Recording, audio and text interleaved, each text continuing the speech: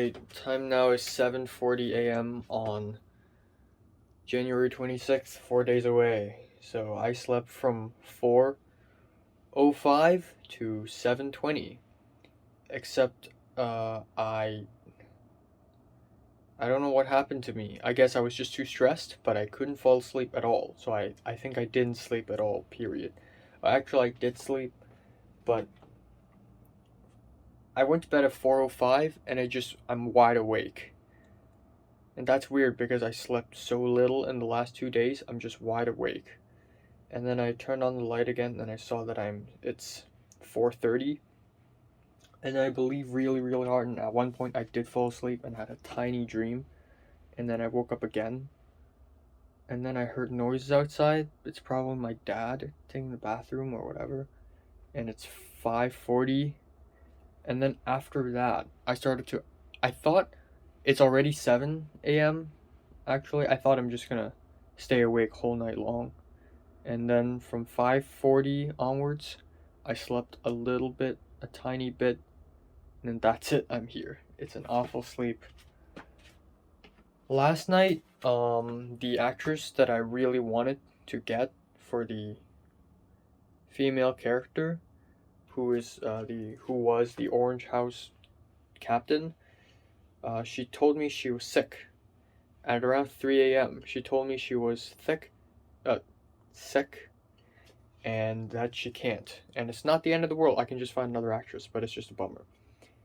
And then this morning, the insurance man just told me that he can't do 27th and 29th out of 26, 27, and 29. You've got to be absolutely fucking kidding me, right? I already can't find a single other crew members because the producer's guy not responding, no one else is responding, everyone else is busy, and the only person I got is quitting. And apparently it's because his girlfriend's family is gonna visit him or something, so he needs to tend to that. I don't know if it's a very valid excuse or not, but okay. It appears that it's gonna be a one-man show after all. So normally any other person in my shoes would just give up the project, but I really can't. And I really don't know how. I really don't, I don't know, I just cannot fucking give up. I need to find someone. I really need to find someone, and,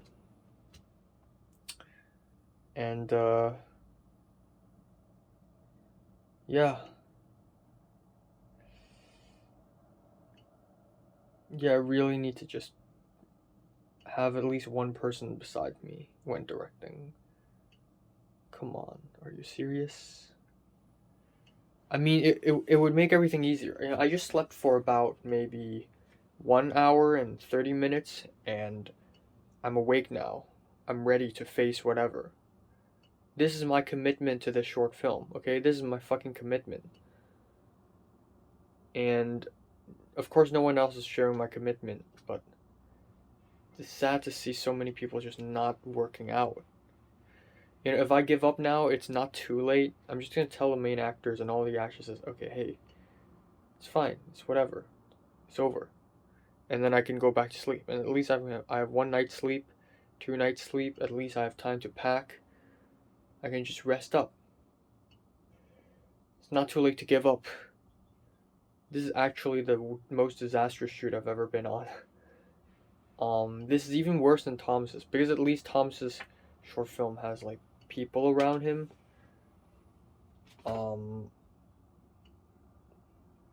Yeah, this is awful.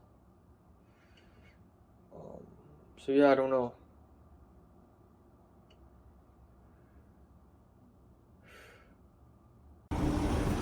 Got the mic, got the camera. It's short film time. Fuck me. I'm gonna fail. Alright. Holy shit, is that the actor? Nope. God. What if I'm the only one who shows up? Fuck.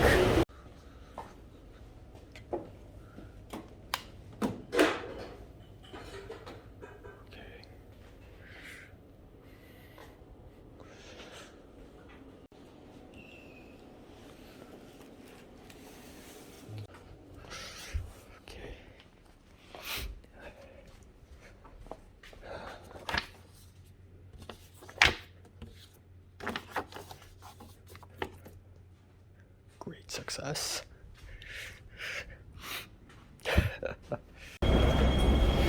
Alright, I'm leaving the building now. I'm hungry as fuck, tired as fuck. Small change of plans. I'm going to Yau Ma Tei, and then I'm gonna take one shot there and then immediately bounce off and then go to Sha Tin Wai.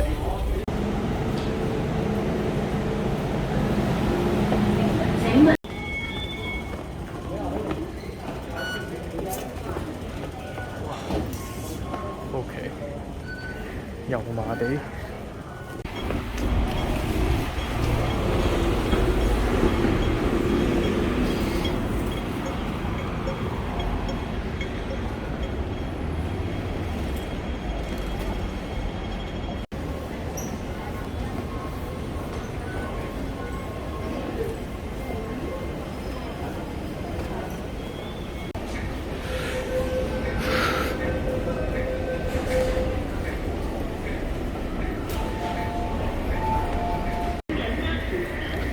I am at Sha Tin Wai Station. I've never in my life jumped all over the place in Hong Kong just for a short film. I'm literally insane.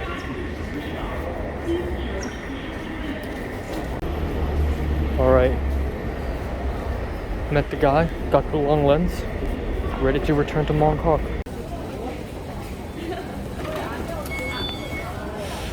Okay. Exit D.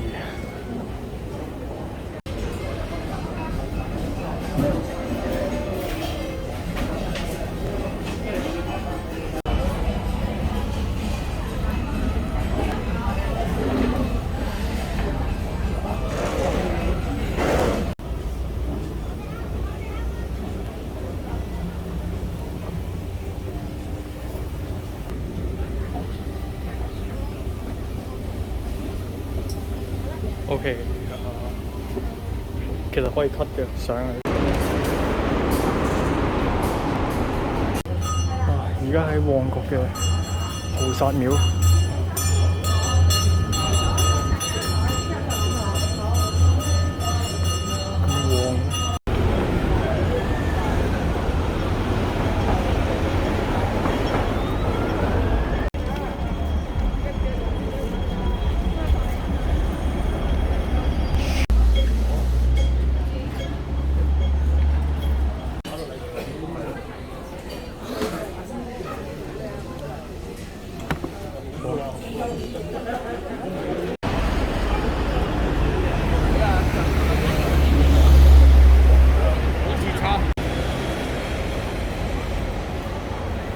OK。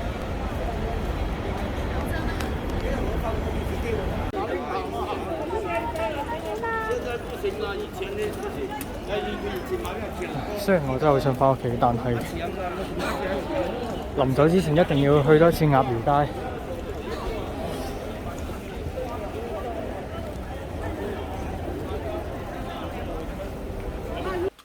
Alright, time now is 8:13. My legs are literally broken. Just came back home about like 45 minutes ago and I took a shower and here I am. Yeah, wow. Today actually didn't go as poorly as I thought it would be. I mean, to be fair, I couldn't imagine it going very freaking poorly. Atmospherically anyways, because I'm here and I'm the mediator and I will fix everything. And also, the less people there are on set,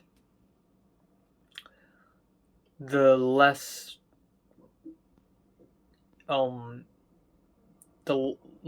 bad it feels. It's not the better it feels, the less bad, okay? If things go really, really wrong, the less people there are, it just feels not as bad. But yeah, I'm just extremely tired, you know. I don't know what the fuck's wrong with me. I couldn't fall asleep at all this morning.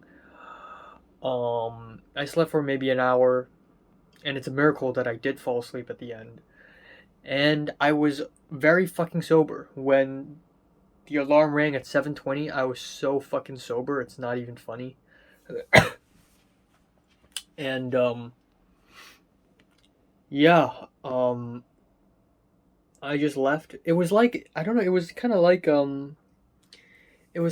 like how, sometimes you just get so stressed out or excited about something that on that day it doesn't really matter how tired you are because your mind will trick you and make you think that you're not tired.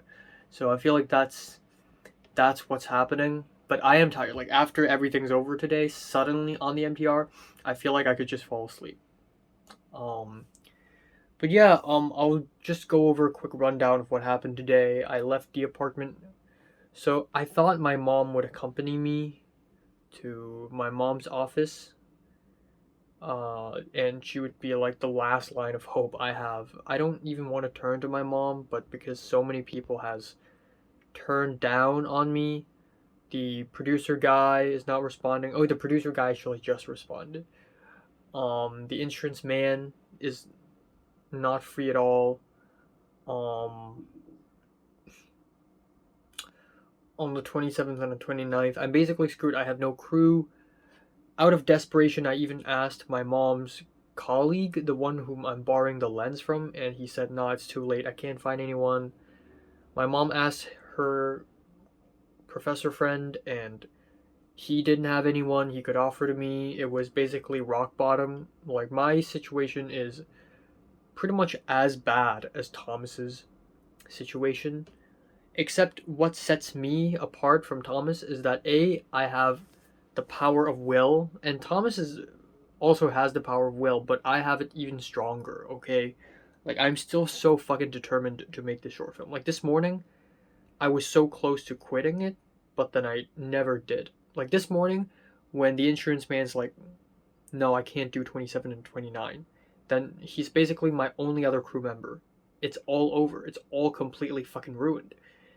But I still brush my teeth, change my clothes. I ate some dry cereal. There's no milk in the fridge. I ate honey crisps, completely dry, and that's it. That's breakfast, and that's all I ate. Until like like 2 p.m. So yeah. Oh, actually, no. I ate Butterfinger bar and a fruit juice candy at some point because I was just too hungry. And I brought them in my backpack because I knew I would be hungry. But yeah, and I just keep thinking while I was having the dry cereal, I just keep thinking to myself. I paced around the living room. I just keep thinking like, holy fuck, my commitment to my art, the commitment I have to my short film, I would fucking suffer. I will lose money, lose sleep. I will eat shit, and I will lose faith in people, and people will lose faith in me, and I'm going to literally go insane. And I'm literally hurting my body by walking so much, and it's still okay because at least I'm making a short film. Like, that's how far I will go just to make a fucking short film, just for myself. It isn't even for like flexing or anything.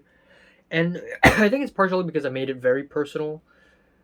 Every short film idea I have, it ends up being personal. Like, anyhow I bend it or twist it becomes a personal story because I project myself onto the main character every single fucking time. Like, usually writers have self inserts, and usually it's a side character or whatever, but the main character is always my self insert so far, anyways.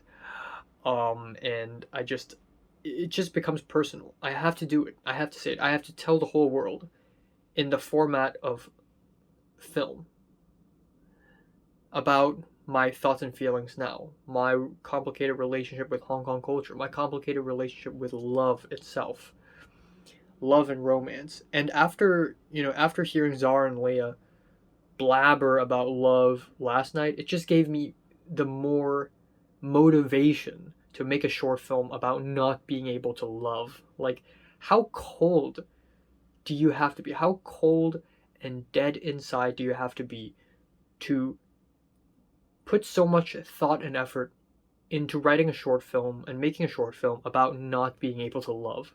People make movies like romance movies, people hook up, kiss. It's good, it's sweet, it's lovely, and then I do the exact opposite. I tell people, hey, love, what's that? It's so pessimistic, and it's not even edgy about it. It's just so broken and wounded. It's just sad, you know? Um, but yeah, anyways, I thought my mom would accompany me, but she didn't. She did wake up, and I told her, oh, the insurance man, he's not free. My mom just hopped out of bed, like, what? And I just told my mom. Of course, I'm not going to let it slide. I can't do it myself. You know, if I do the whole short film myself, I would fall back to the level of filmmaking I had when I was, I don't know, 13 years old, when I made those stupid home videos. And I wouldn't even call that a short film. It's just YouTube. I'm basically making YouTube videos with a Sony A7 III at this point. So, but still, I buckled up, I grabbed my backpack, I grabbed my camera bag, I grabbed the paper bag with the microphones in it, I grabbed everything I charged, and I just went off. Boom. And, yeah, here I go. I don't care anymore. So I listened to music on the MTR. I arrived in, Leitchikok, and the insurance man is there. He bought a bun at a bakery, and then I waited for him. Oh yeah, duh. I just remembered I should be paying him for the bun, you know. But anyways, I paid him for the lunch though. But anyways, I was there, and then we waited for about 5 more minutes, and the actor showed up. So at least the main actor. The main actor is a fucking weird guy, honestly. Like, why would you sacrifice so much for me, the stupid guy? Like, I am still an amateur. I don't know what the hell did I just write in my script. I probably still suck at directing and filmmaking in general. And this guy is just willing to waste 3 days on me. And I'm not even paying him that much. I'll be paying him $2,400. He didn't even ask me how much he will be paid. He probably knows he'll be paid, but he never really asked. It's just weird. Like, why are you sacrificing so much for this idiot? Like, come on. Wake up. But he did, and he's like, hey, hi, and he's like chill about it. And yeah, it was kind of awkward because it's essentially 3 introverts. I'm an introvert. The insurance man is very chill and nice, but he also doesn't talk too much.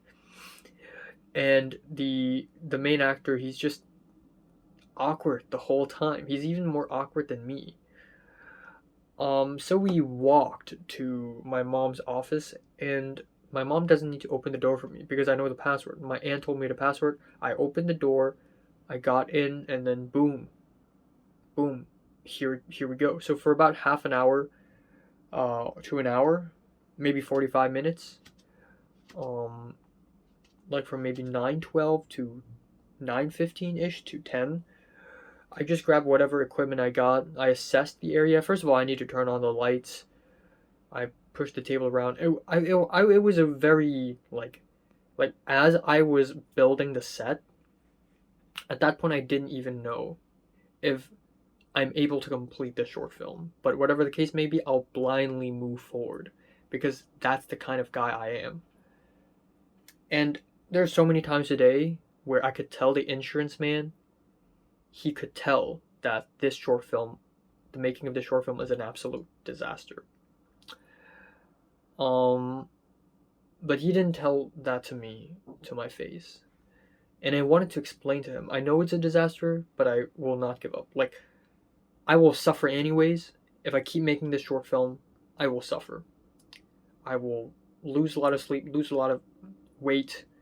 I'll be in pain, and I'll lose a lot of money and time.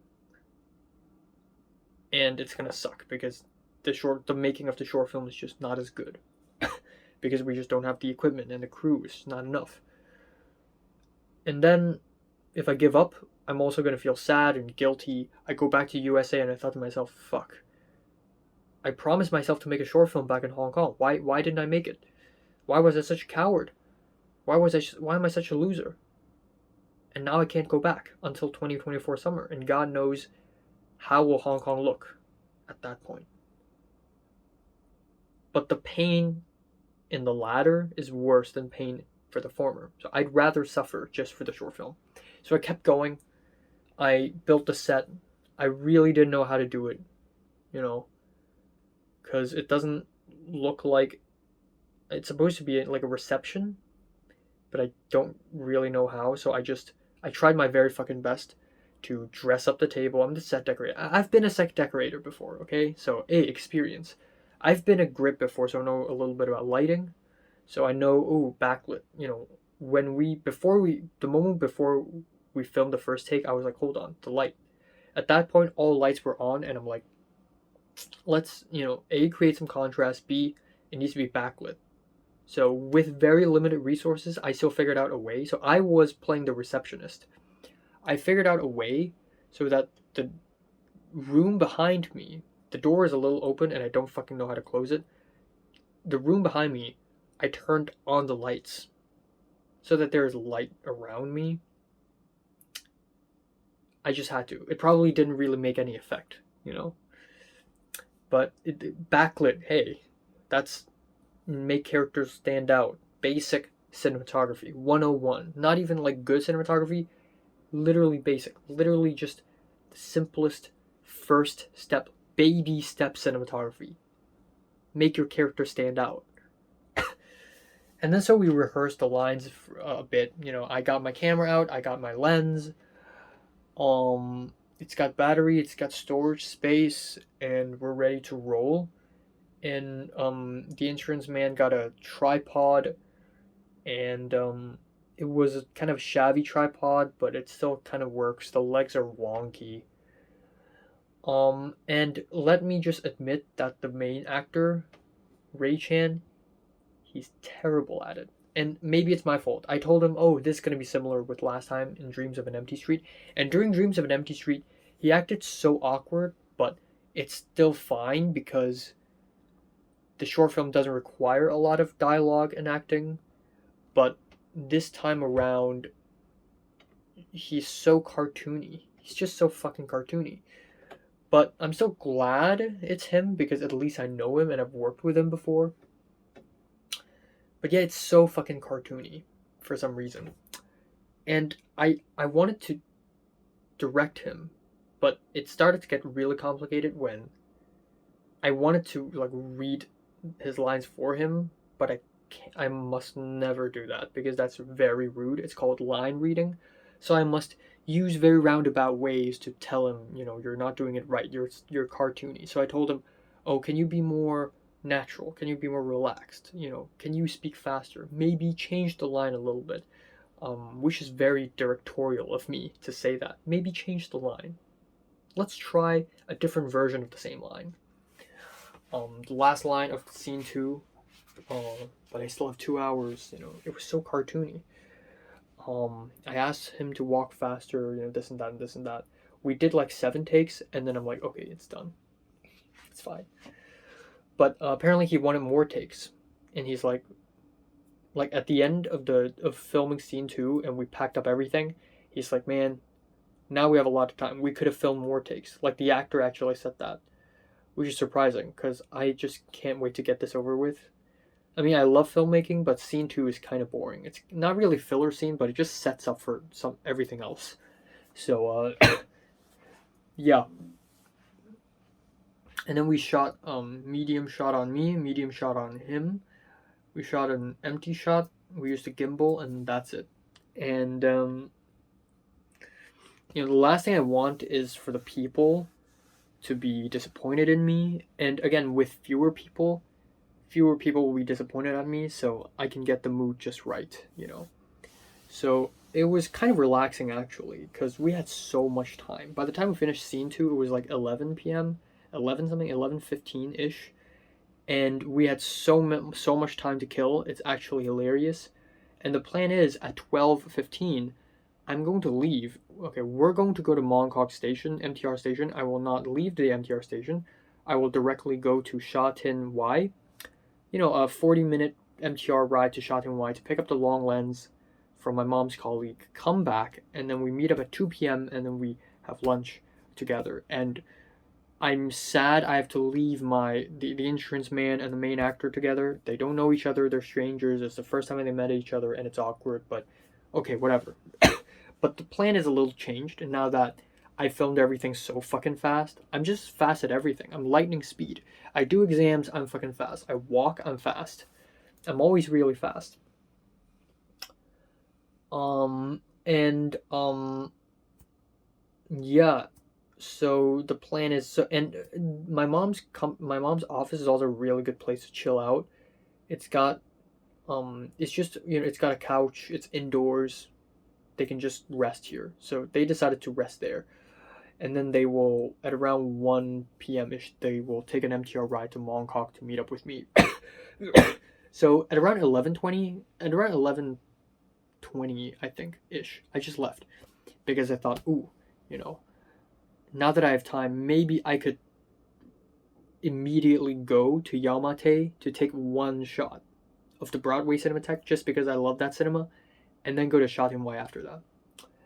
And then that is when a very fantastic news struck me. So scene 2 worked out fine. It was smooth, mostly. The microphones worked. I'm glad the insurance man know how to work it, because I don't.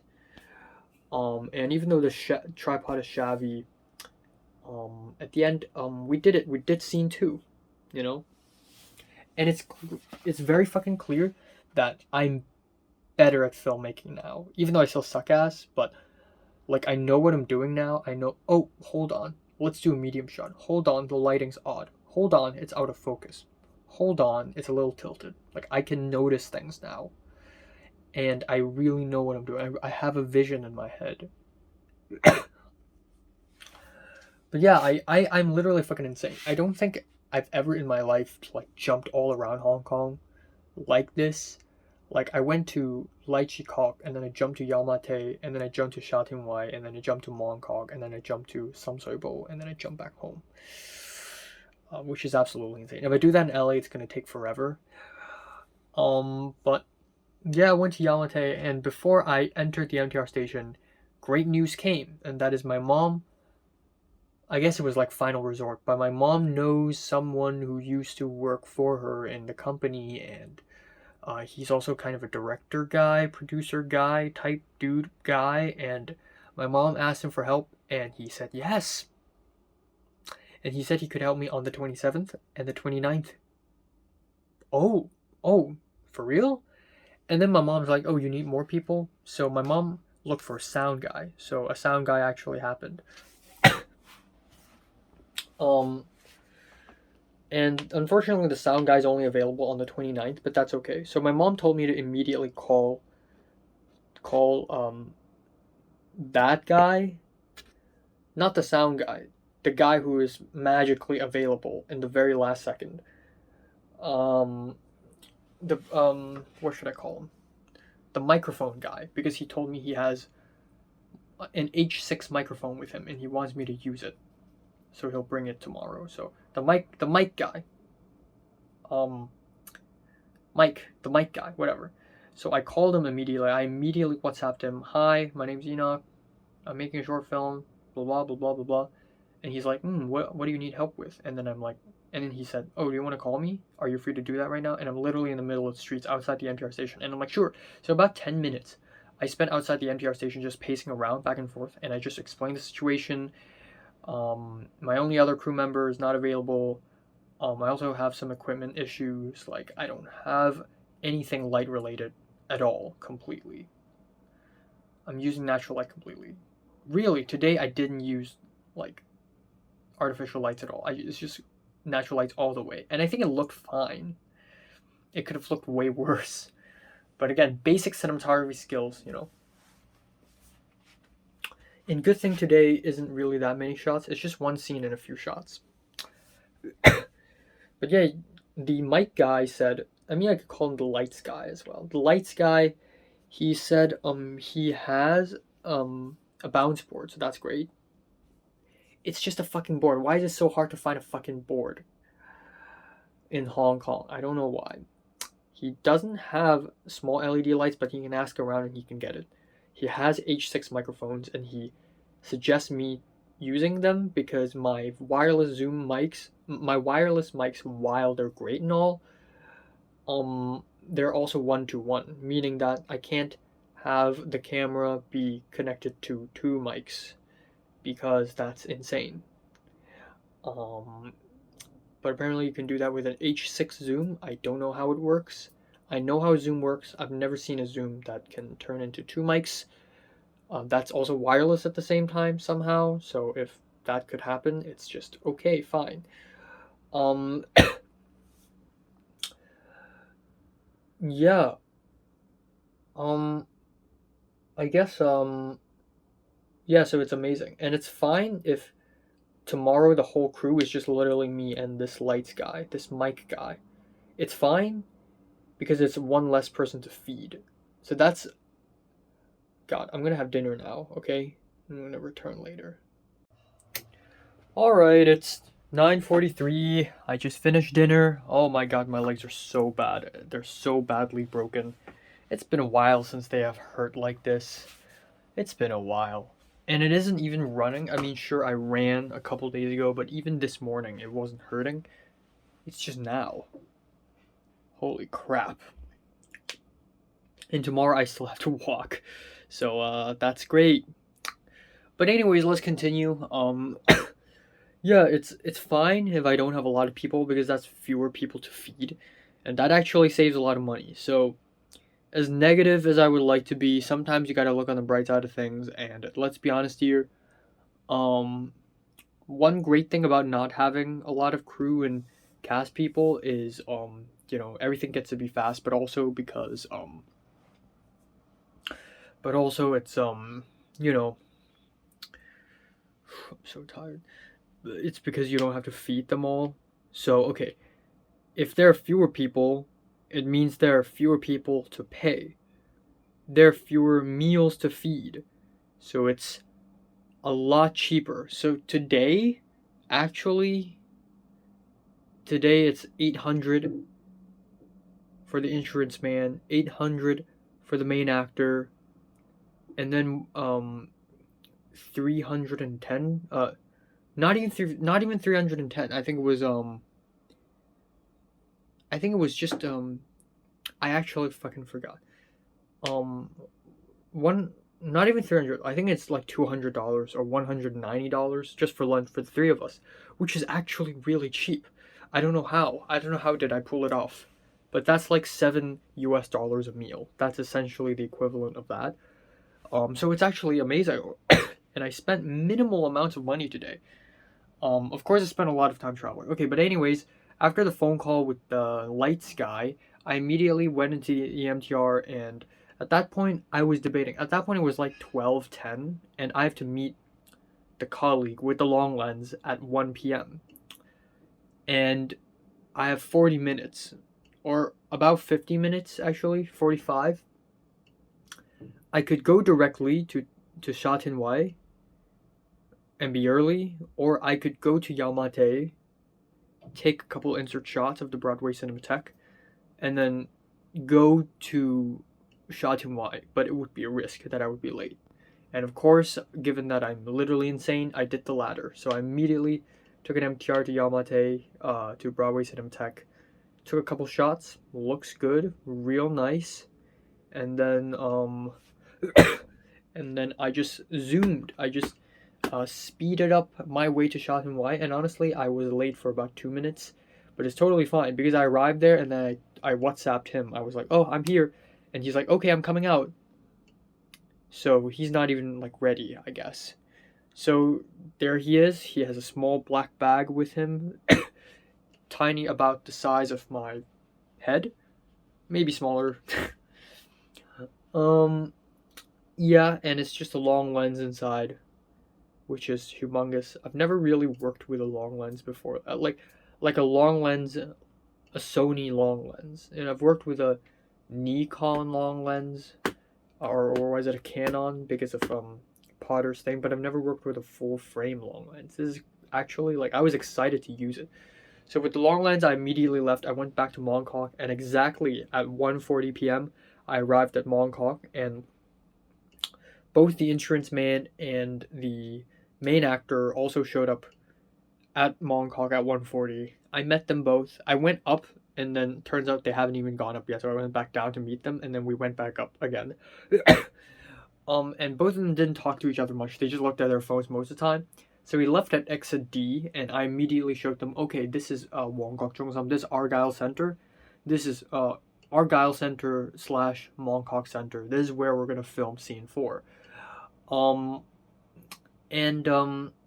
But everyone's hungry. You know, I ate before I went to MTR. I immediately ate a piece of fruit juice candy and then Butterfingers, but I'm still super hungry. So we all just found a place to sit down.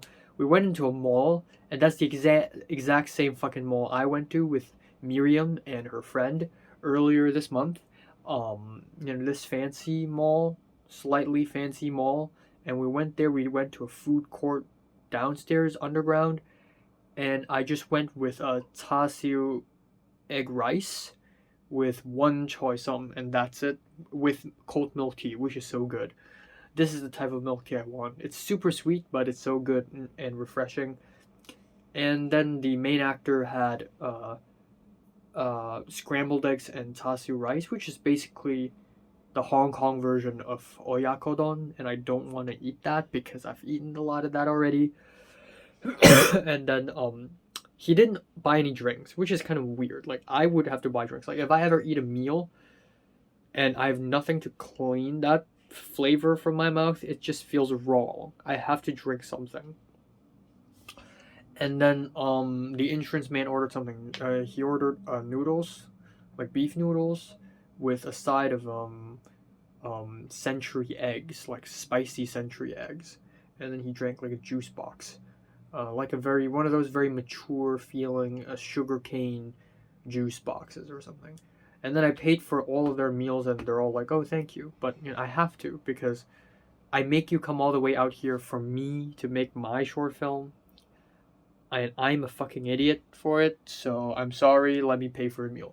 So after that, I'm the latest to finish, because even during meal, I was really just responding to people on WhatsApp, talking to my mom, talking to the other people, just updating them on what's going on, how's the shoot, what equipment I need, blah, blah, blah, blah, blah, blah. I'm always on the move, And I'm the latest one to finish, and then the insurance man is like, okay, we gotta go, right?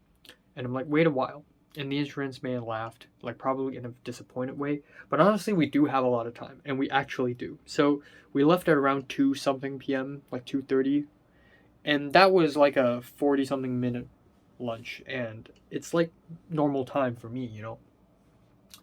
But anyways, we went into the Argyle Center, and we basically had a brief look, and then we went back out the same way we entered in, and that's when I whipped out. No, I didn't whip out my long lens until a long time later, but I got my camera out.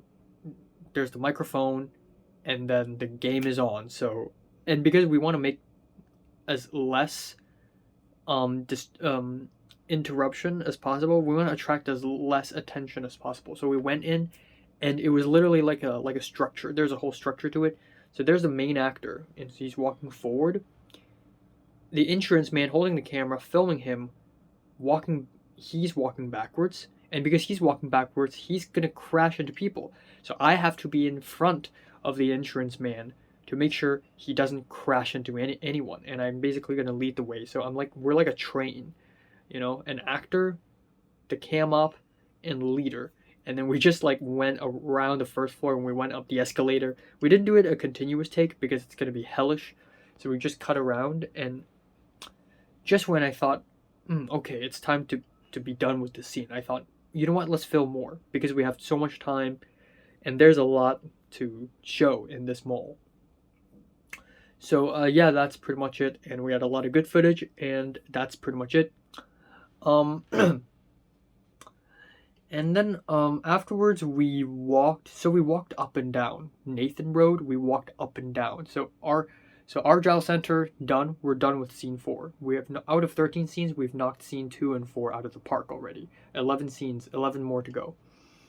So I went to the pedestrian bridge in Mongkok Road, and that is where scene 10 is going to be. Except at that point, it was like 3 p.m. Like 3 something p.m., and I have to wait until sunset to film that.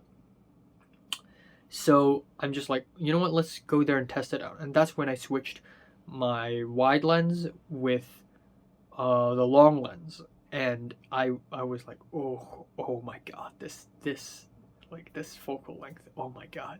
You know, like I used to hate long focal length, like long lenses, because they're so chunky and they're just bad for everything. They're bad for vlogging, obviously, and they're just, I don't know, everything's squashed together. It's ugly, but now I just love it. Like there's a certain effect about it, you know.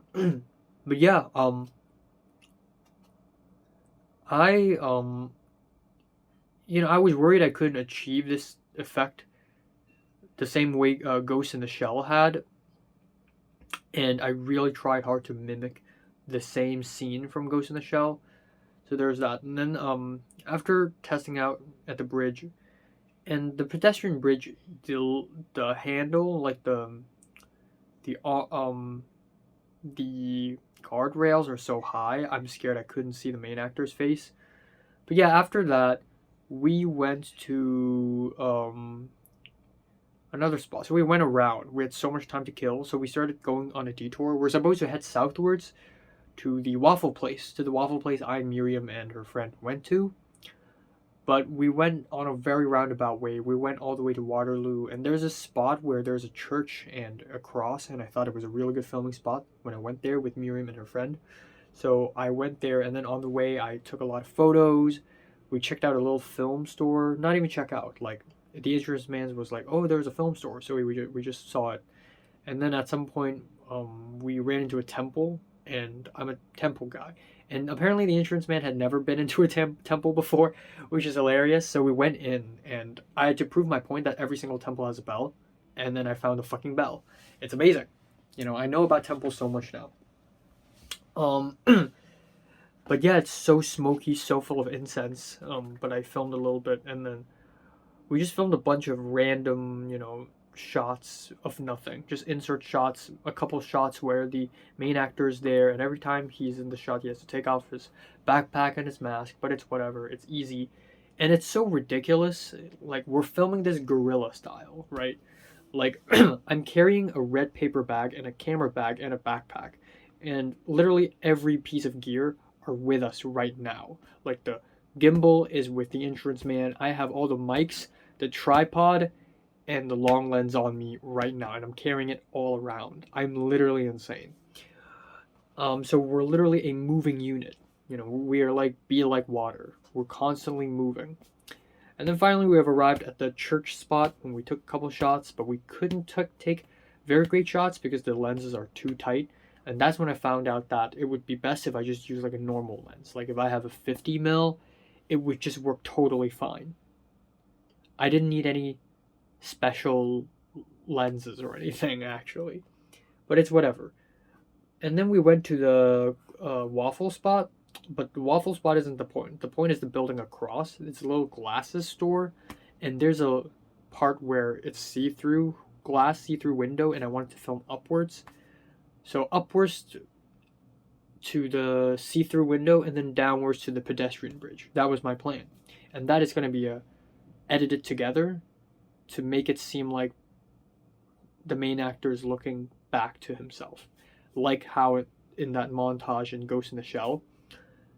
But then there's still tons of time until sunset, so the insurance man is like, you know what, screw it. I want to go to Fortress because my hair dryer broke. Oh, at some point, he even went to a medicine store, like a drugstore. That's really huge to buy some stuff. And now he wanted to go to a Fortress to find a hair blower. And we went to one, and we can't find it. And we went to another, and we walked so far northwards that at that point we're even closer to the pedestrian bridge than we are in the glass window when we're supposed to film the glass window first. So yeah, and at that point my legs are broken, and especially me. Of course, everyone's walked a lot, but especially me. I went all the way to Sha Tin Wai. I tried to sit down in MTR rides as much as possible, but my legs are just fucking broken, basically. So yeah, 7 minutes left. Fuck.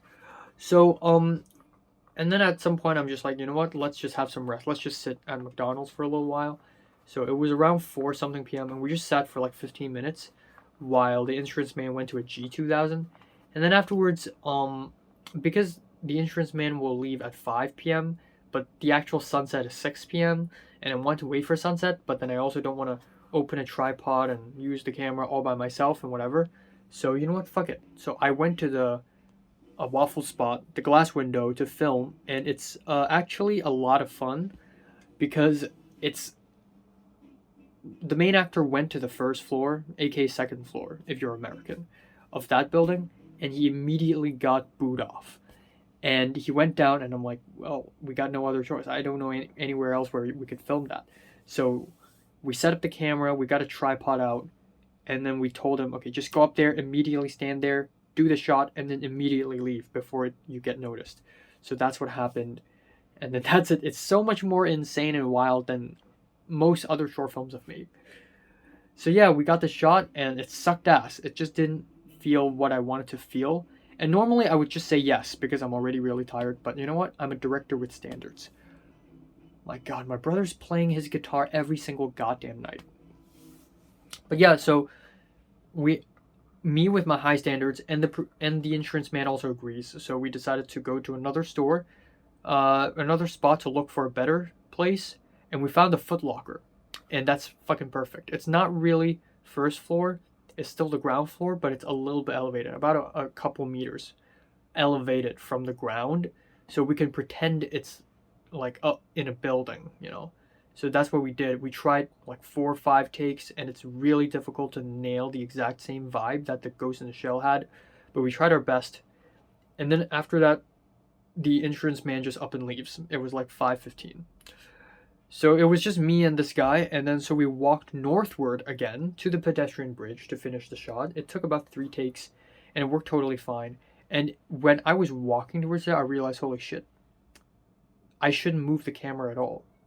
I should just have the camera stand still, or actually not even stand, because tripod isn't even the thing here.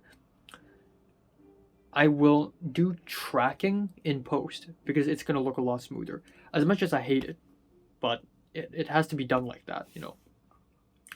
So after the pedestrian bridge, I told the main actor, do you mind if we go back to the Foot Locker to film the same shot again?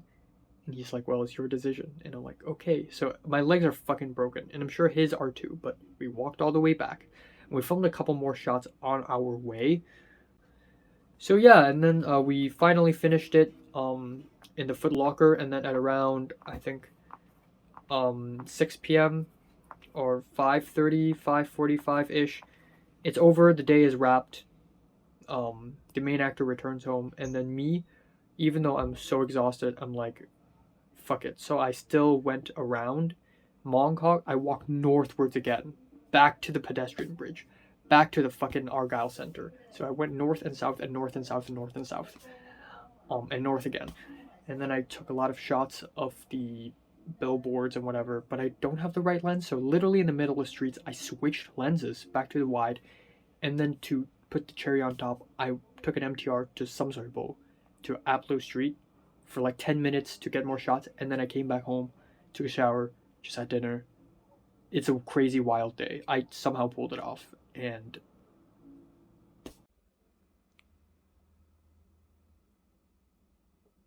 look at this beast.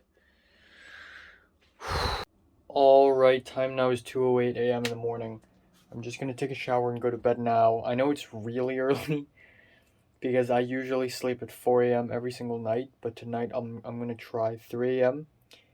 if not 2:30, which is, I mean, it's crazy, but I'll try my best.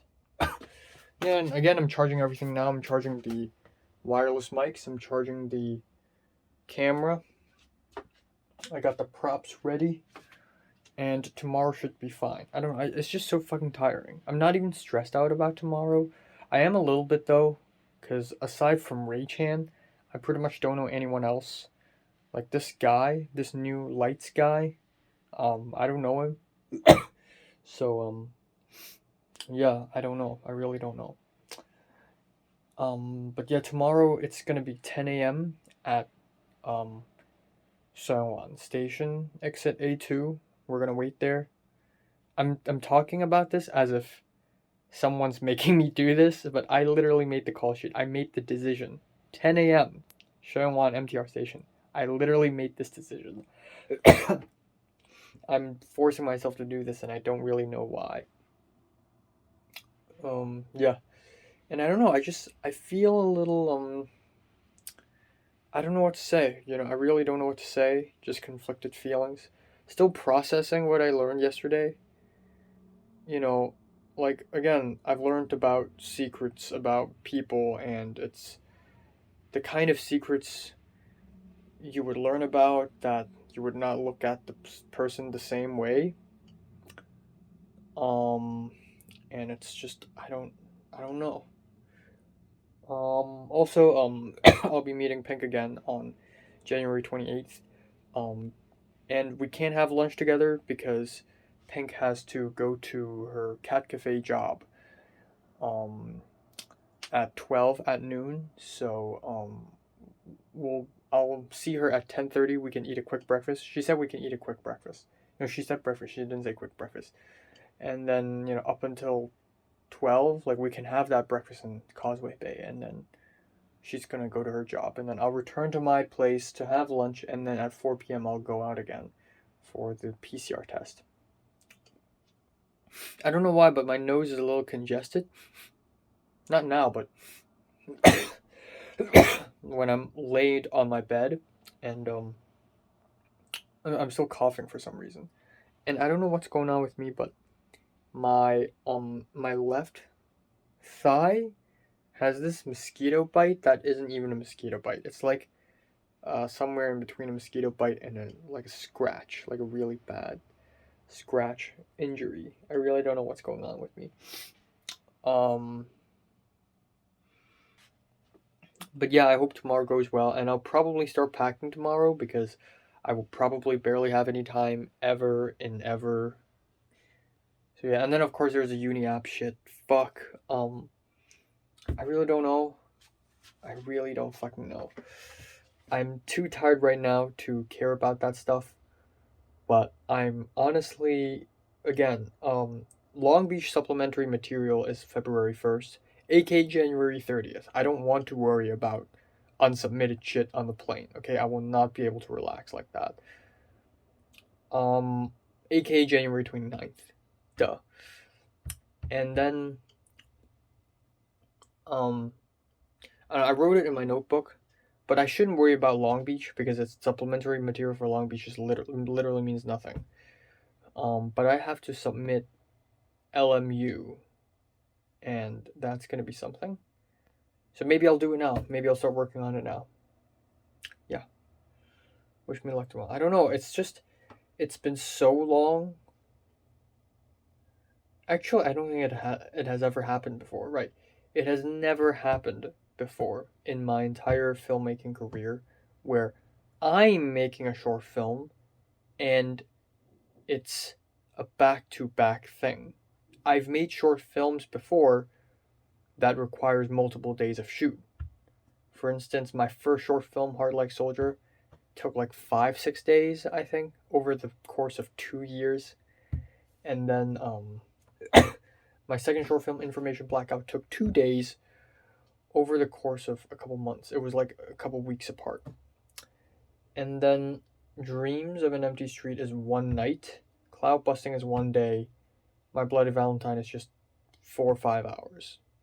But never had I ever made a short film where it's literally the next day. And I feel really tired and exhausted, but I know it's my fault. And I know Aoba has done something similar. Not done something similar. Has literally done this, right? Aoba has made her short film, and it's literally the next day. But now I'm doing it to myself, and I really don't know why I'm doing it. For the art, I guess. I really look at my script and I think to myself, I don't want to delete any single scene. And sure, some scenes are just stupid. Some scenes are really random and one out. Like the main character hitting the bell in the temple, it literally means nothing. But I still want it for artistic reasons. Like just the sound of a bell, the context of a bell, the feel of a bell. you know? So yeah, that's that.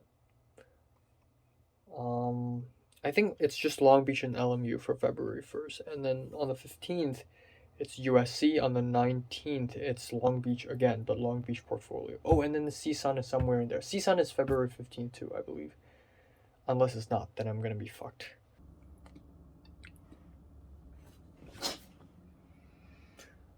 Alright, time now is 9:07 a.m. in the morning on January 27th, 3 days away from departure. I slept from 3:30 to 8:30. So that's 5 hours, and I'm super tired, and I don't know why I'm doing this to myself. I even planned to wake up at 8 a.m., but then I'm like, okay, it's a little cruel, right? Let's wake up at 8:30, and then after brushing my teeth, I went back to bed again because I just cannot. I just fucking cannot.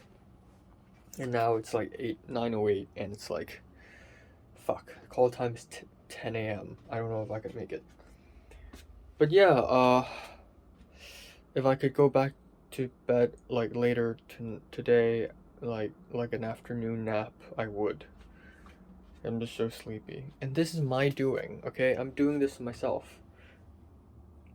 But yeah, at least I'm glad that I'm able to sleep earlier than 4 a.m. Let's hope that I can go to bed at 2 a.m. tonight. Because yeah, again, I'll be waking up early tomorrow, and I'll be waking up early on the next day, and then blah blah blah blah blah blah. So let's hope that I progressively sleep earlier and earlier. So 2 a.m. tonight, okay? 2 a.m. No questions asked. Yeah, so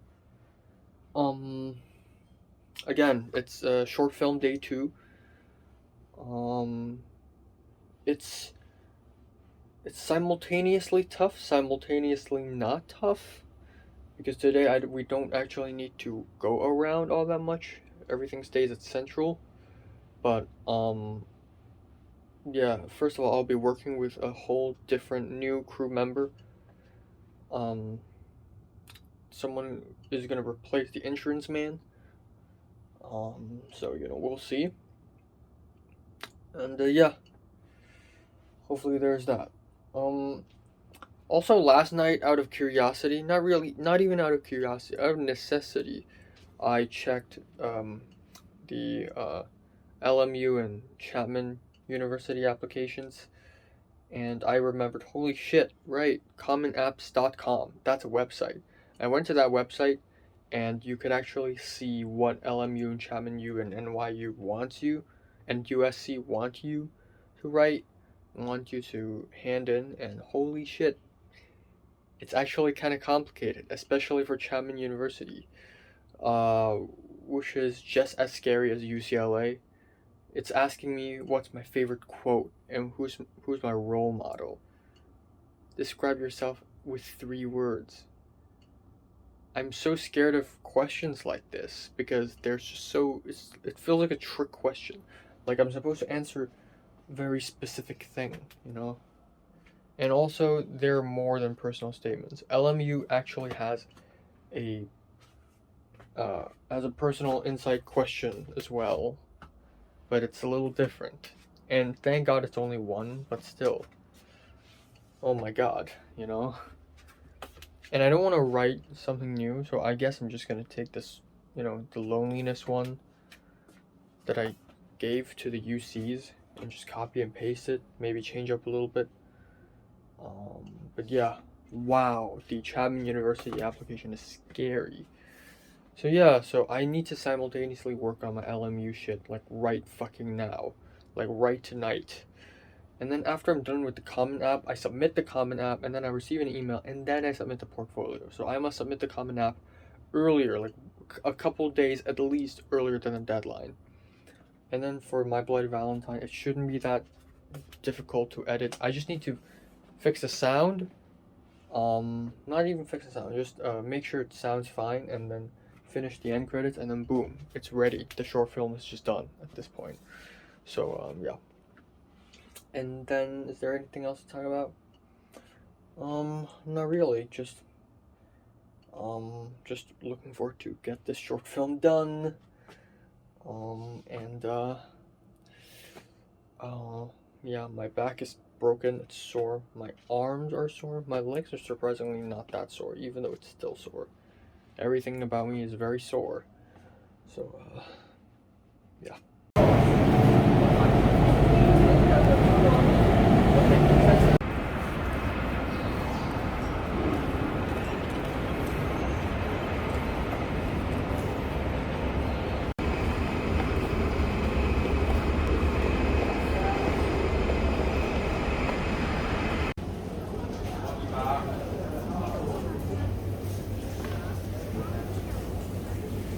걔네가 와요.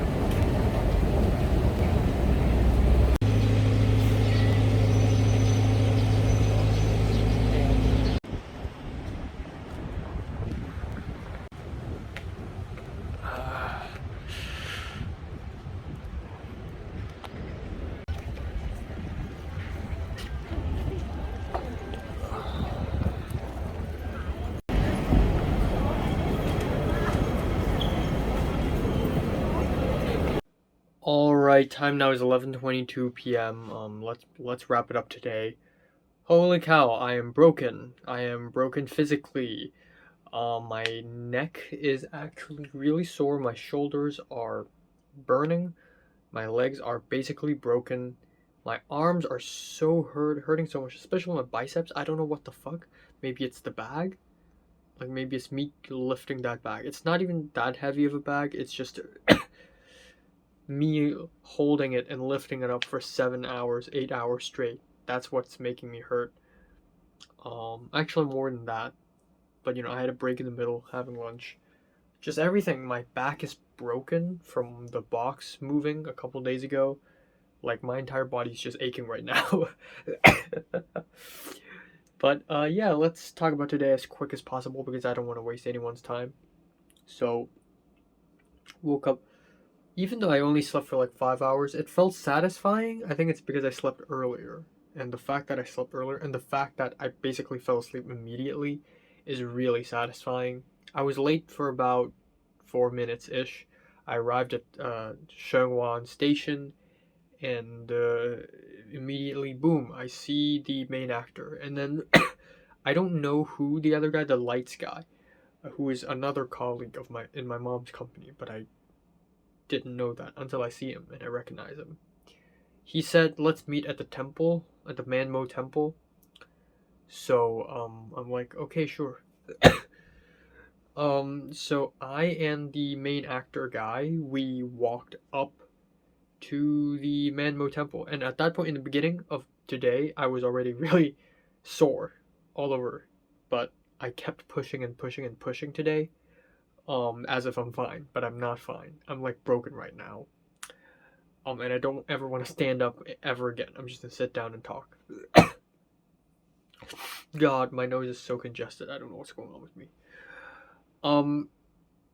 Yeah, I arrived at Mamo Temple, and there the guy is in a park, a little playground across the temple, and it's a good thing that I've been to the temple for an adventure like a year ago, a year and a month ago, in December 2021, because I know the general layout of that place. I know where the bell is. So we went in the temple, we set up the camera, and I explained the shots. I introduced the people to each other.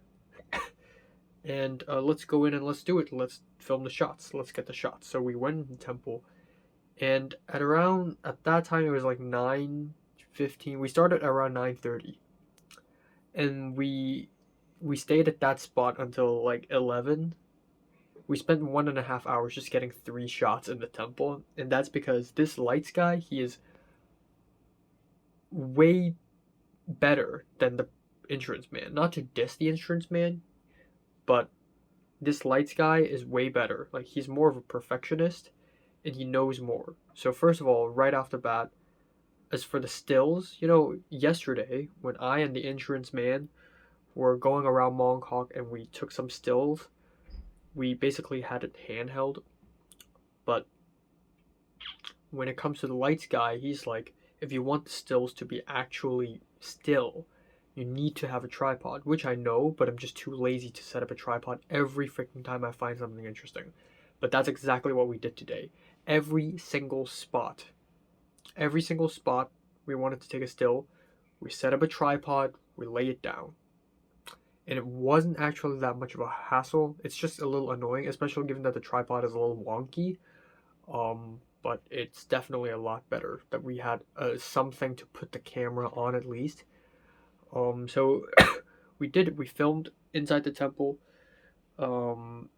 It worked out totally fine. It was pretty much almost exactly how I envisioned it, and we had a couple more insert shots inside the temple.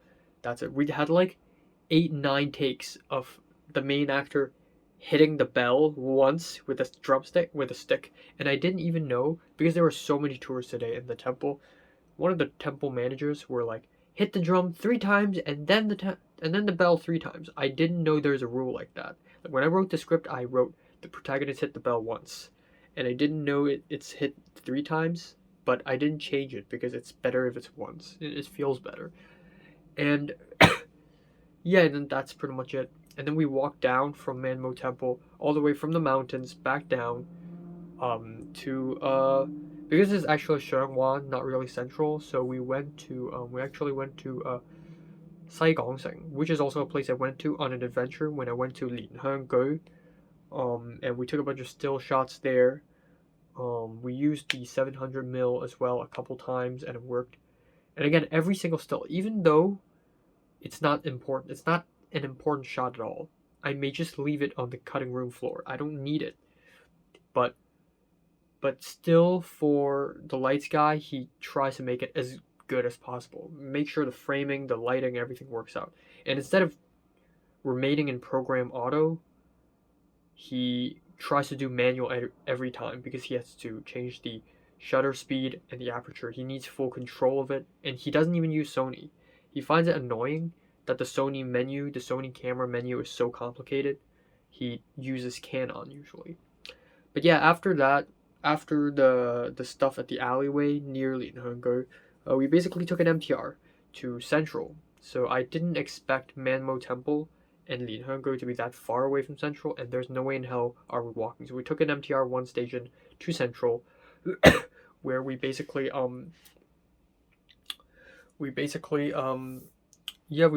went to have lunch, and we had no idea where to go. And we went to Lan Guifang, which is also hilarious because I went there on an adventure with Leia and Pink. But we went to the same street we had meat skewers at, and we went to a Korean restaurant called The Hungry Korean. And for $210, I paid for 3 people's meals. I got cold noodles. I wasn't that hungry this morning. I ate like 4 dumplings, 4 fried dumplings, and I wasn't that hungry, so I just ate cold noodles with a bit of kimchi, half-boiled eggs, some cucumber slices, sesame sauce tofu, and a lemon tea. That is the most basic, non-fulfilling lunch, but I'm fine with it. I'm in the mood for noodles. Both of them got some sort of stone pot, like clay pot rice, like sizzling rice. Yeah. So we had the lunch, and it was awkward. Not really awkward, but it was quiet for the most part. Like, the lights guy is a little more talkative. Like, when we lined up at the restaurant, he actually asked me, so what's the deal with the tissue scene? Because in one of the scenes in the short film involves the main character shoving a tissue into his mouth, and honestly, I can't explain. It just felt good. I have this unhealthy obsession with people shoving things into their mouths, and especially in a cinematic way. And I want to start doing that as a habit in my short films, so that in my feature films it's consistent. Oh, it's an Enoch Lie feature film because the characters are shoving food or non-foods in their mouths for no reason. And I want it to be a thing in the short film. But at the same time, there is some kind of meaning because the tissue reappears in an earlier scene that we actually haven't filmed. And but I had to explain. Oh, it symbolizes this, so he shoves it down his mouth because of this, because he feels this way, and it's just it's fine. But then I do know that the lights guy is more experienced than me. He's older than me. He's more experienced than me. He knows more than me about like the technical stuff. So he's like, well, as a writer, it would be better. My suggestion is that you hint, you hint something.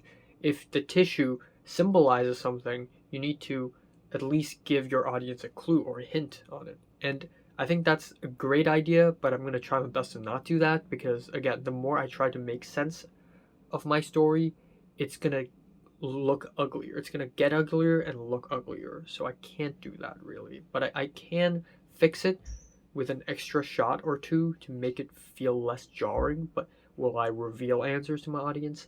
I can't do it. As an art house film, it needs to commit to that artsiness.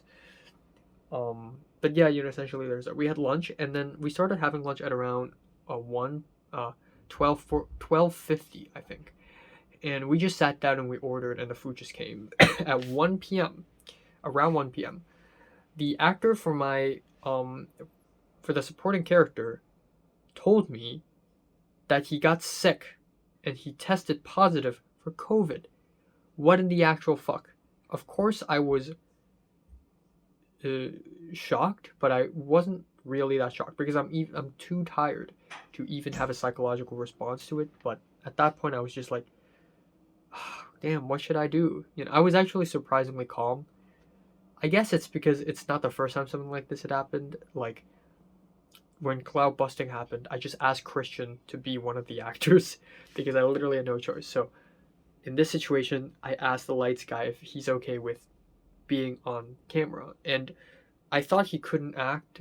He's just here for holding the camera. He's a technical guy. So I immediately made WhatsApp like text. I asked a couple other people, "Hey, I know it sounds late and all, but our guy pulled out, can you fill in?" And they all said, "No, it's too late. I got something to do already. I'm sorry."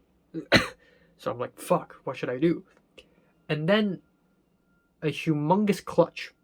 The main actor asked his friend to replace to do it. And he actually said yes. So he's coming all the way from freaking Tuen Mun, all the way to central Hong Kong, which took him about a whole ass hour just to film one scene. And so that's that. But the problem is, originally I planned to film this scene at 2 p.m. and now it's pushed to 4 p.m. But that's also a good thing because that gives us a lot of time to do voiceover. So we after the dinner we walked from Lan Kwai Fong to PMQ. So Lan Kwai Fong is here and we went to PMQ. So we walked westward for about 10 minutes to PMQ, and it's a good thing I've been there. I've adventured there as well. And PMQ, we're not going to do voiceover on the streets, okay? As far as sound goes, streets are my worst enemy. And you know that because of stupid cloud busting. So we went to PMQ, and it's the lights guy suggestion. He's like, I guess PMQ would be a good spot, I guess. So we went to the second floor, a little area outside the elevator room where people doesn't seem to cross paths all that much to record all the voiceovers. So that's exactly what we did. And yeah, we recorded all of them, and it took like a whole hour because we always get interrupted by people, kids, and dancing lion because it's Lunar New Year. Of course, we got to do that. And we went to fourth floor a little bit and realized fourth floor is completely it's so full of music. It's an awful spot for recording voiceover. So we went back to second floor and then we left. And then from PMQ, I was just beat already. I don't want to walk anymore, but we still had to do it. We walked up to we walked eastward again and up the mountains to Arbuthnort Road. Arbuthnort Road. It's just a really weird name. So we went to this road, and at around that time it was 3:40, and out of the blue, very last minute supporting actor is going to show up in about 20 minutes. So we sat down a little bit, but it was just a tiny bit, like for a minute or two. I was mostly standing up. Even though my legs are tired, but that's one of my least concerns at that point. So I just made sure everything's fine. I also completely given, so my camera, my lenses are handled pretty poorly. Like my camera bag's placed on the floor, and I switched long lens and wide zoom lens constantly. When I was working with the insurance man yesterday, we only switched the wide lens to long lens once, and then I switched it again in the middle of freaking Mong Kong.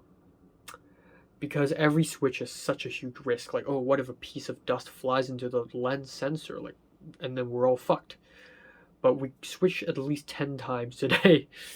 We constantly switch, and it's no hassle, it's no hassle for the lights guy, as long as we get the shot.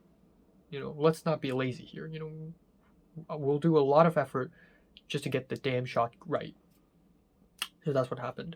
So we did the first shot for scene 5. The main actor showed up, and he's kind of the lights guy he's shorter than me, but you can tell he's more experienced. He reminds me of Harry from secondary school. And he's chill, but yeah. This new guy, this out of the blue last minute guy, he dresses in a very, I guess, he looks like a Chinese boy band member. And he dresses in a very fashionable way, which is good for the character. And he's also a smoker of cigarettes. Usually I don't really mind people smoking cigarettes, but nowadays I do. And I don't mind them in a negative way, I just notice them. And I'm like, man, that could be me. I'm so close to being one. I vaped. So yeah, but yeah, we went down the exact road I planned to film the scene. And it was so complicated because the main actor and the supporting actor had to do a dialogue scene while walking down slowly bit by bit. They have to stop halfway and then finish off the dialogue. And the real trick is that I want to film them from across the street with a long lens so that it feels like they're being watched.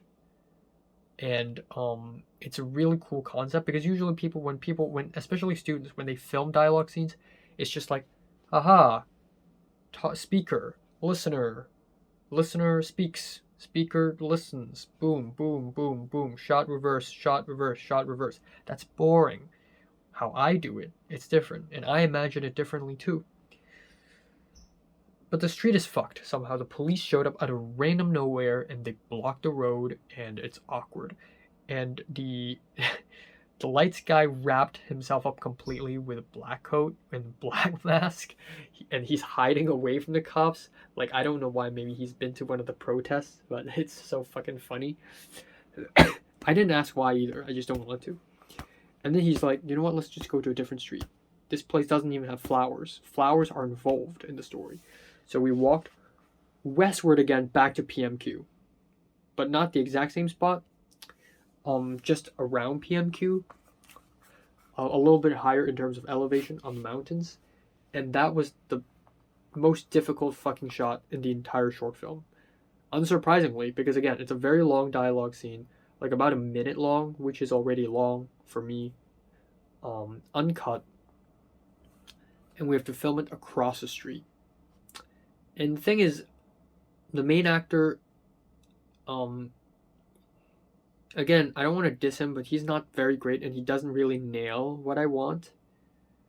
He's very cartoonish and he's very awkward for some reason. He's so awkward. And then the supporting actor, I don't even know the guy. And the moment I saw him, I'm like, hey, thank you very much for coming. Oh, by the way, this is a dialogue scene, so essentially this is the story, blah, blah, blah, blah. Like, I have to be super friendly and social in front of a stranger. I'm not even super social, but I have to be really friendly with him.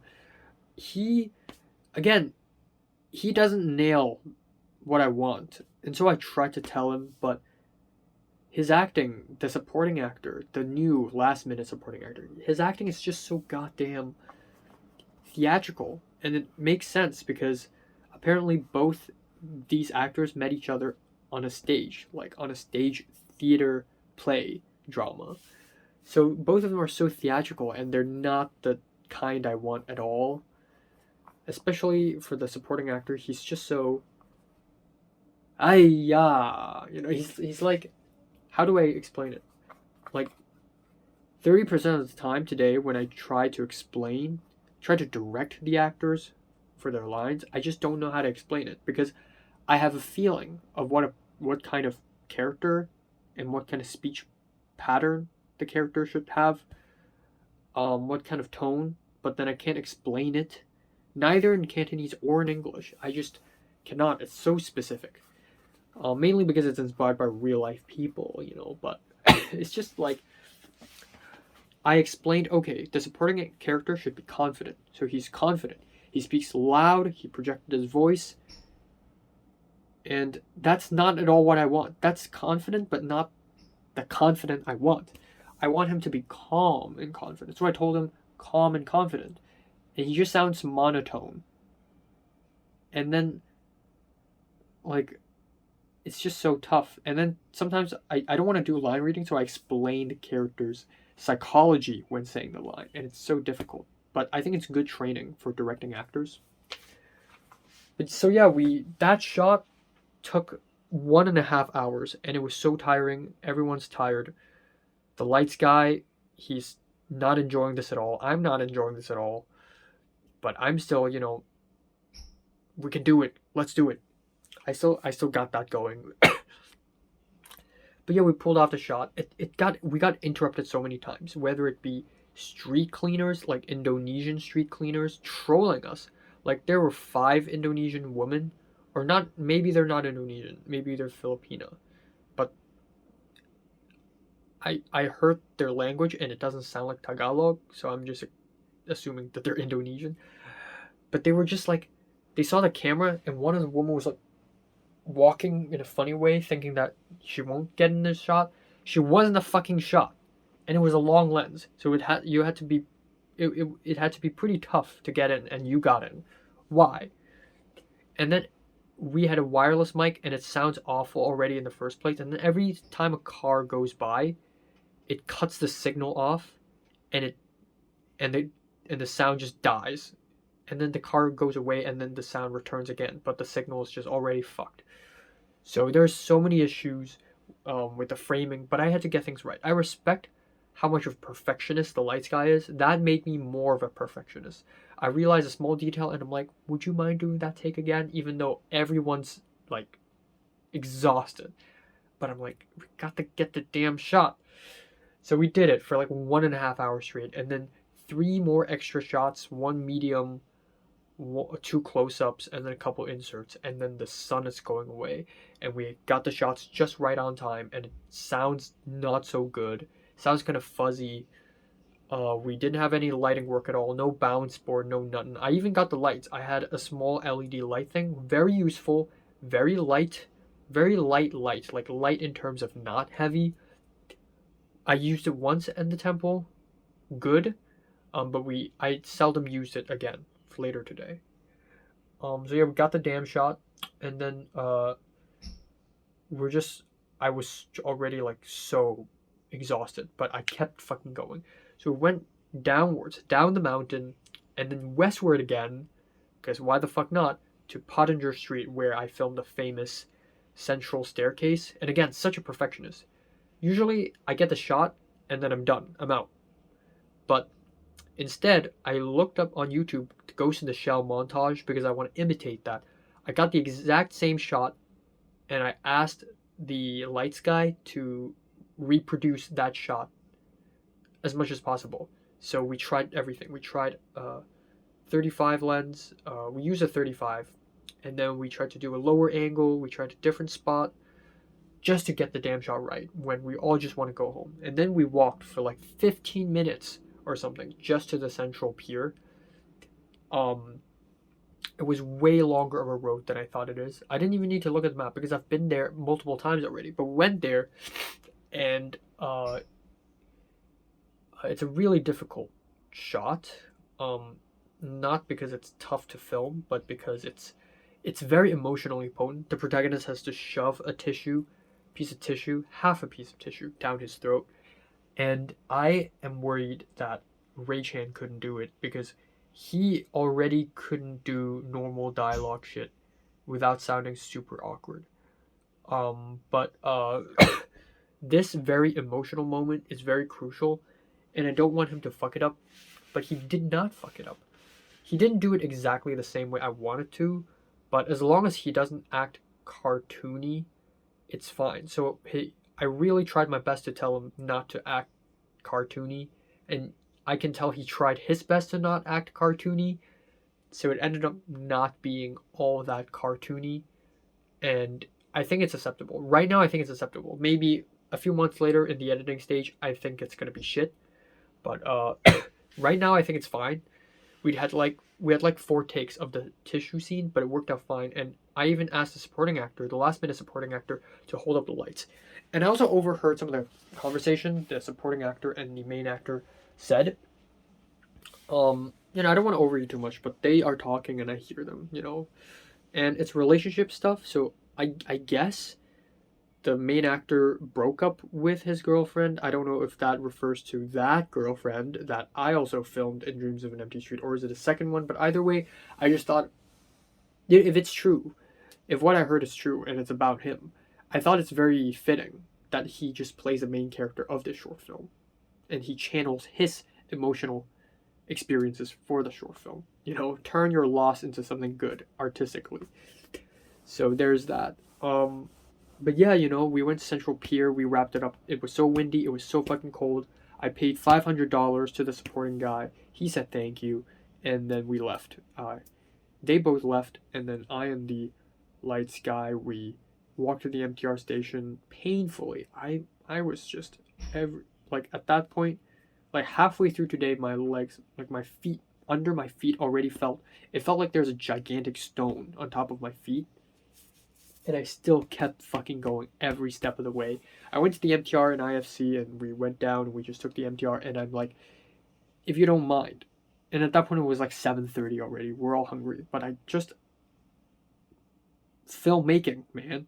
The spirit of filmmaking. If you don't mind, do you want to go to Causeway Bay to film a few insert shots? And he's like, well, it's not really my question. It's your choice. You're the director, Of course, I want to go home. Of course, I'm hungry. But if you need my help, well, I guess I have to help. So I'm like, okay. So we went to Causeway Bay and we spent about another half an hour just filming a bunch of insert shots. And it's really easy. I find a good spot and I film it. There's one spot where I wanted the tram to make like a turn to imitate one of the shots and it goes in the shell. But then for some reason I couldn't find that shot. And then there isn't a spot where the tram turns, or even if the tram turns. Actually, there is a spot, but it's just too difficult to film that. We have 16 to 35, 70 to 200, and I realized even more so today than yesterday that normal lens are actually kind of necessary, because 70 is too tight. It just literally zooms in and presses hard, and then 35 is too freaking wide sometimes. It's actually a humongous difference. Absolutely humongous. But yeah, we filmed that, and then I'm just really tired, and we went back home. I did some small talk with him. He asked me, the lights guy asked me about, oh, so you're filming in LA. You're studying film in LA. Are there a lot of Asians? Are there a lot of Wayan, Chinese / Hong Kongers / Taiwanese? He asked me, so how did you film this yesterday? So even though the insurance man didn't complain much yesterday, but apparently yesterday wasn't that great because we used the Rode wireless mic, and they're actually kind of shit. And the fact that you can't film dialogue scenes with this mic because it's attached to one person only, and you can't attach it to two person at the same time because it's one damn mic, and it's 1-to-1. So it's not like I can connect the signal emitter on top of the camera to two separate mics, to two separate input sources. So yeah, it's bad, and the tripod sucks. I also don't have a camera battery. We were at 20 something percent yesterday. By the end of yesterday, the camera battery was at like 50 something percent. Today it was like 19% or like even lower. So yeah, there goes today. So after yesterday, I actually thought I was actually pretty satisfied because it could have been way worse, but I was pretty satisfied yesterday. Today, I'm not that satisfied, but it's just a feeling. Theoretically, today's better. The shots I got were even better. It's even every still are actually stills. Theoretically, today's even better, but I don't feel better because usually second times are never as good as the first time, and then usually the third time is more satisfying than the second time. I don't know why. It goes along for everything. Like, second time I hung out with someone, it's just not as fun, and the third time it's just fine, you know. But yeah, that's basically it. And then that's it. I came back home at around 8:30, 8:45 ish. I took a shower. It was 9:15. I had dinner, and it was 10:30, and it's like nearly midnight now, and I can't wait to go to bed tonight because I'm waking up early tomorrow to see Pink, and I'll see if I can buy a fake flower. But yeah, let's hope the actress doesn't also mysteriously get COVID as well, because two people have quitted my project because of COVID, and one person quit because they have a girlfriend. And then when I took the MTR from Central to Causeway Bay with the lights guy near the end of today, there were like 3 teenage couples beside us, just a happy girl and a happy guy behind me, another happy girl and a happy guy in front of me, another happy girl and happy guy in this direction, just 3. And they were just flirting. Like, the guy in this direction and the girl, they were like, because it was really crowded, so they were packed, and they looked at each other and their noses were touching each other, and they kept doing this. And the girl was grabbing the guys by the neck. Like, fuck you. And then to this direction, there's another girl and the guy, and I swear to God, when I first saw the girl, I was like, holy shit, is that Mary? No way. It doesn't sound like... I mean, her voice does sound like Mary, but it's not exactly Mary. I know what Mary sounds like. But for a moment, I was like, whoa, wait, are you... And then there's a girl behind me with glasses. Just so ridiculous. It's just, again, I don't know if it's because I'm 20 years old or if it's just because it's 2023, but it's just, relationships are the thing. Just everyone talks about them. They're everywhere I go. It's the main topic now. People don't care about being cool because we're not 14 anymore. Neither do people care about, being different and, being powerful because we're not 17 anymore. We're 20. And that's a new frontier. That's why every time I meet Pink or Natalie or Zara or Leah or Miriam, we always talk about romantic relationships because that's the only thing that matters in this age. So I'm so tired, and my goal is to go to bed at 2 a.m. today. And the LMU stuff, right, gotta work on that.